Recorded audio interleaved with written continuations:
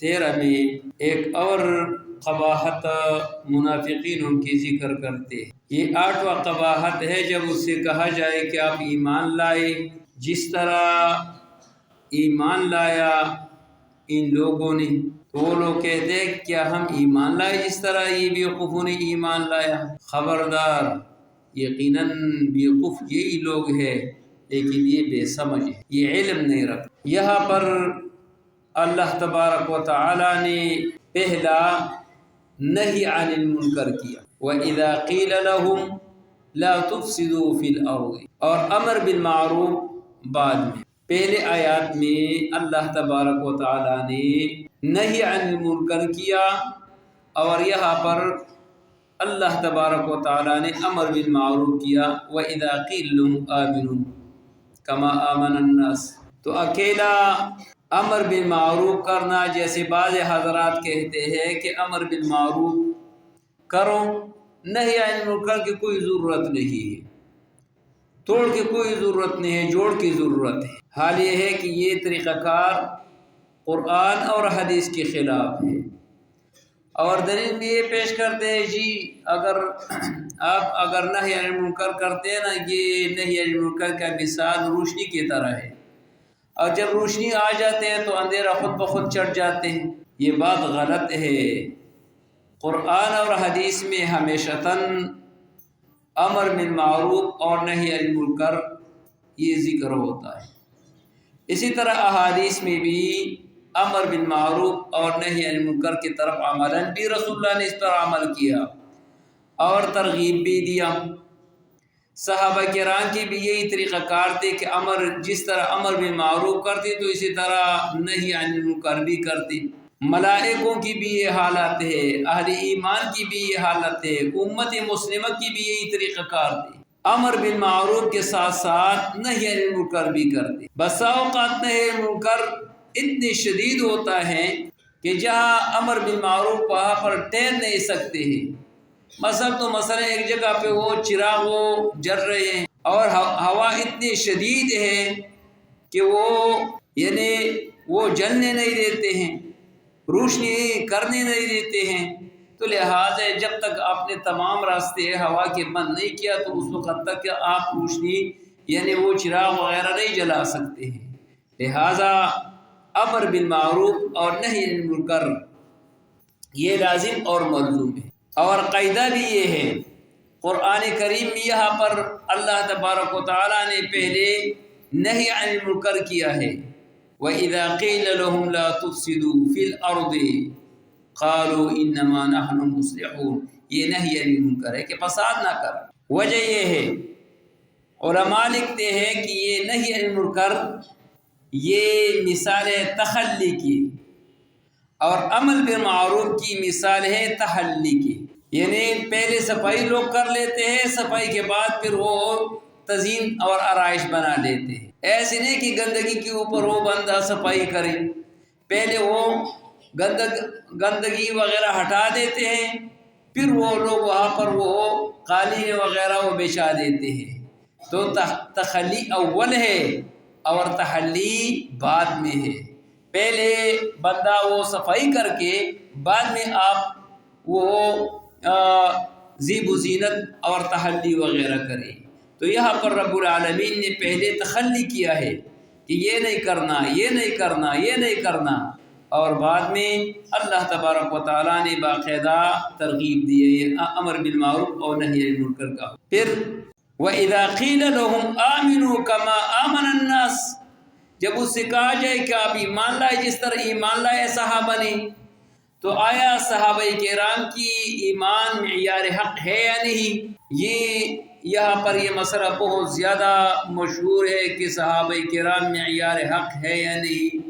صحابہ کرام کے افعال معیار حق نہیں ہے، معیار حق قرآن اور حدیث ہے، معیار حق قرآن اور حدیث ہے، کیونکہ صحابہ کرام تو معصوم تو نہیں ہے، اس سے غلطیاں بھی ہوئی ہیں، لہذا غلطی ہمارے لیے معیار حق نہیں۔ کئی صحابوں سے وہ غلطی بھی ہوا ہے، اللہ نے معاف بھی کیا ہے، باقاعدگی کے ساتھ صحابہ کرام کے آرام بھی وہ تضاد ہے۔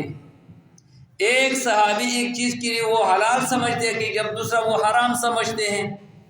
جس طرح مال کے بارے میں، مال جمع کرنا، یہ تمام صحابہ کراموں کا اکثریت کا یہ رائے تھے کہ یہ اچھی چیز ہے۔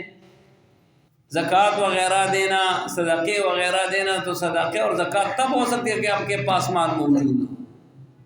جبکہ ابو ذر غفاری رضی اللہ تعالیٰ کی رائے یہ تھے کہ آپ کے پاس ایک دن ایک رات کا کھانا ہو تو باقی جو چیز آپ کے پاس ہے وہ اللہ کے نام میں خیراتی کرنا ہے۔ تو ظاہر ان دونوں رائے کے درمیان میں تضاد ہے یا نہیں؟